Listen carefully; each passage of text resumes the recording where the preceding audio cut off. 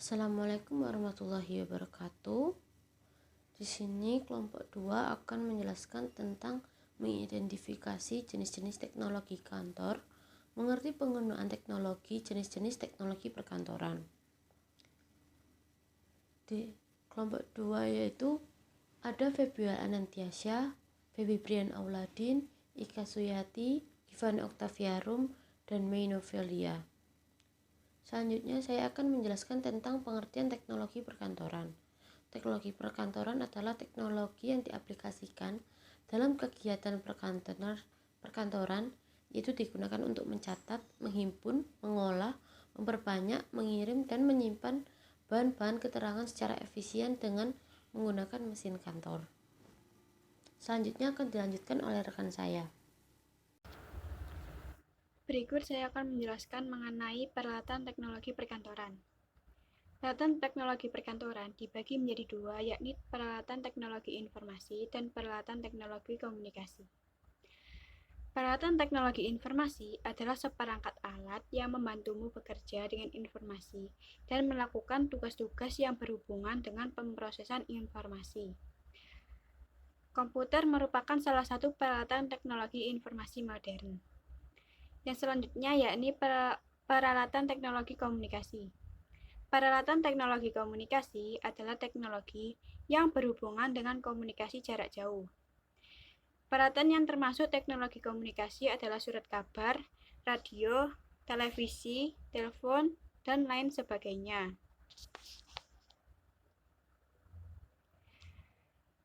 Jenis peralatan teknologi komunikasi menurut tenaga penggeraknya. Yang pertama yakni ada mesin ketik manual.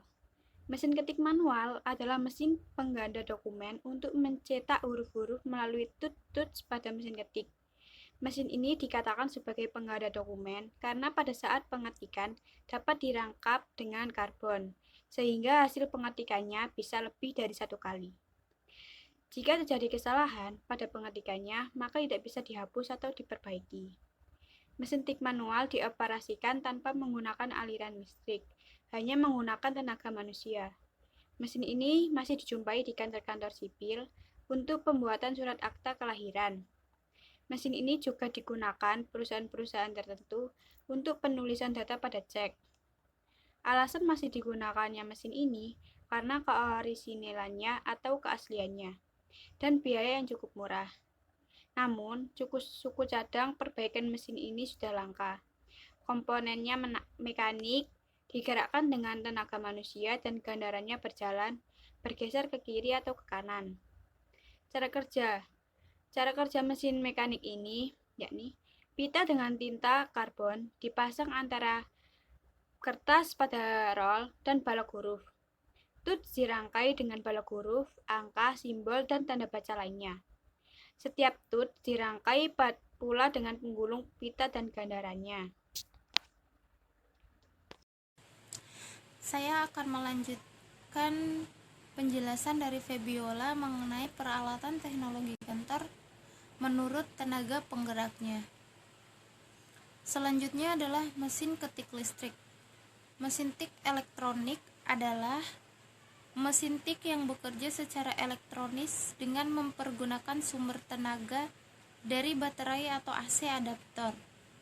Cara penggunaannya, hidupkan mesin tik, putar ke atas pemandu kertas dan menempatkan selembar kertas belakang roller, gulung kertas ke tempatnya, lalu tekan tombol di ujung roller untuk membebaskan kertas untuk penyesuaian kecil. Sesuaikan kertas dan tekan tombol lagi untuk mengencangkan roller. Kemudian mengatur spasi baris dengan tuas kunci di atas mesin tik atau belakang roller. Tempatkan tangan Anda pada tombol dengan jari telunjuk Anda pada tombol F dan J, dan jari kelingking Anda pada tombol A dan titik koma. Ketik tepat dan sengaja sampai Anda mendengar bel margin jika ada. Lalu dorong tuas carriage return dari kiri ke kanan atau tekan enter pada mesin tik listrik dan mulai mengetik lagi. Lanjutkan sampai Anda mencapai bagian bawah kertas. Jika Anda membuat kesalahan, gunakan cairan koreksi atau menghapusnya jika Anda menggunakan kertas dihapus dan jenis atas kesalahan. Ulangi dengan selembar kertas baru.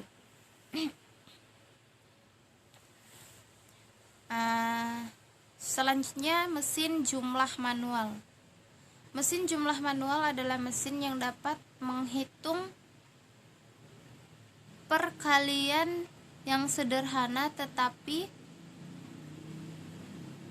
cara menghitungnya seperti penjumlahan, sehingga untuk mencapai hasilnya relatif lama. Mesin jumlah manual termasuk salah satu jenis mesin hitung karena berupa mesin yang dipergunakan untuk menghitung angka-angka. Selanjutnya adalah jenis-jenis mesin hitung dapat dibedakan beberapa bagian, yaitu yang pertama menurut kemampuannya dibedakan menjadi mesin jumlah dan mesin hitung. Mesin jumlah adalah mesin yang memiliki kemampuan untuk menjumlah, mengurangi, dan mengalihkan sederhana. Sedangkan mesin hitung adalah mesin yang memiliki kemampuan untuk menjumlah, mengurangi, mengalihkan, dan membagi. Jenis yang kedua adalah menurut tenaga penggeraknya dibedakan menjadi mesin hitung tangan dan mesin hitung listrik. Mesin hitung tangan adalah mesin hitung yang digerakkan dengan tangan atau tenaga manusia, dilengkapi dengan engkol, sedangkan mesin hitung listrik adalah mesin hitung yang digerakkan dengan tenaga listrik. Jenis yang ketiga menurut cara kerja dan komponen mesinnya dibedakan menjadi mesin hitung mekanik dan mesin hitung elektronik. Mesin hitung mekanik adalah mesin hitung yang cara kerja dan komponen mesinnya mekanis. Sedangkan mesin hitung elektronik adalah mesin hitung yang cara kerja dan komponen mesinnya terdiri dari elemen elektronik berupa rangkaian kabel-kabel tidak saling bergerak, biasanya digerakkan dengan tenaga listrik atau baterai. Jenis yang keempat adalah menurut jumlah kunci-kuncinya dibedakan menjadi mesin hitung berkunci 10 dan mesin hitung berkunci penuh. Mesin hitung berkunci 10 adalah mesin yang jumlah kuncinya tidak begitu banyak pada papan kunci, terutama berisi tuts angka 0 sampai 9. Dan mesin hitung berkunci penuh adalah mesin hitung dengan kunci atau tuts pada papan kunci jumlahnya banyak sehingga tampak memenuhi papan tuts tersebut.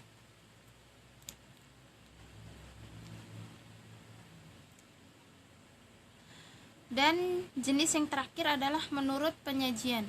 Hasilnya dibedakan menjadi mesin hitung pencetak dan mesin hitung tidak mencetak. Mesin hitung pencetak adalah mesin hitung yang mencetak angka-angkanya pada kertas hitung atau kertas roll. Dan mesin hitung tidak mencetak adalah mesin hitung yang tidak mencetak angka-angkanya pada kertas hitung. Penjelasan selanjutnya akan dijelaskan oleh teman saya, Feby. Selanjutnya mesin penjilid. Mesin penjilid dapat dibedakan menjadi dua jenis. Jenis yang pertama adalah mesin penjilid buku, yang bentuknya lebih besar dipergunakan untuk menjilid buku-buku dalam jumlah yang besar. Yang kedua adalah mesin penjilid laporan, yang bentuknya lebih kecil dipergunakan untuk menjilid laporan dengan penjepit plastik atau kawat spiral. Mesin penjilid menurut tenaga penggeraknya dapat dibedakan menjadi dua. Yang pertama adalah mesin penjilid manual, yaitu yang digerakkan dengan tangan. Yang kedua adalah mesin penjilid listrik, yang digerakkan dengan menggunakan tenaga listrik. Ciri-ciri mesin penjilid.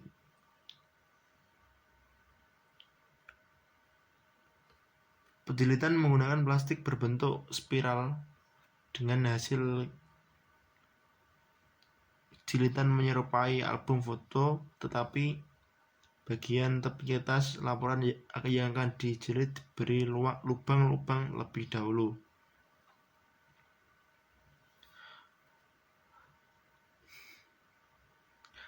Cara kerja dan komponen dalam mesin mekanisnya, yaitu cara kerja mesin menjilid. Tepi kertas yang akan dijilid diberi lubang secara otomatis. Gigi plastik penjilid spiral dibuka, kemudian dimasukkan ke dalam lubang-lubang kertas sampai seluruhnya rapi. Untuk membuka jilitan, tinggal membuka seluruh gigi plastik menjilid. Cara pemeliharaan mesin penjilid. Seluruh permukaan selalu dibersihkan supaya tidak mudah berkarat. Setelah dipergunakan, laci tempat sisa kertas yang dilubangi dibersihkan. As dan pramesin sekali-sekali diberi pelumas. Macam-macam plastik penjilid, yaitu plastik penjilid bulat, plastik penjilid oval, dan plastik penjilid punggung sempit. Peranan teknologi informasi dan komunikasi dalam dunia perkantoran. Yang pertama adalah untuk penanganan surat dan pembuatan laporan. Yang kedua, untuk alat komunikasi perkantoran.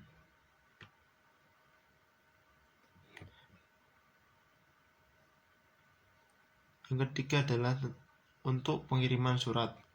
Dan yang terakhir, untuk tata laksana arsip atau yang disebut juga dengan filing. Selanjutnya saya akan meneruskan penjelasan dari Febrian yang mengenai penanganan surat dan pembuatan laporan.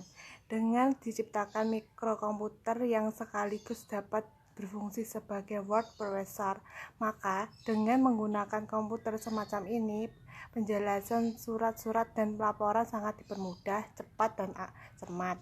Yang pertama, word processor yang berperan sendiri dalam hal ini mempunyai sifat penggunaan word processor independen dan hanya digunakan untuk pengolahan teks, terdiri atas keyboard, prosesor, memori, layar, dan printer.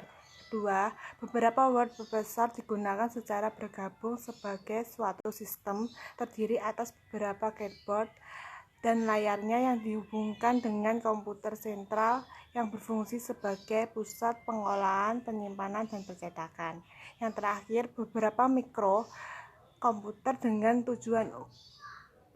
tujuan umum di mana digunakan program pengolahan kata atau word processing program. Sekian dari presentasi dari kelompok kami. Terima kasih.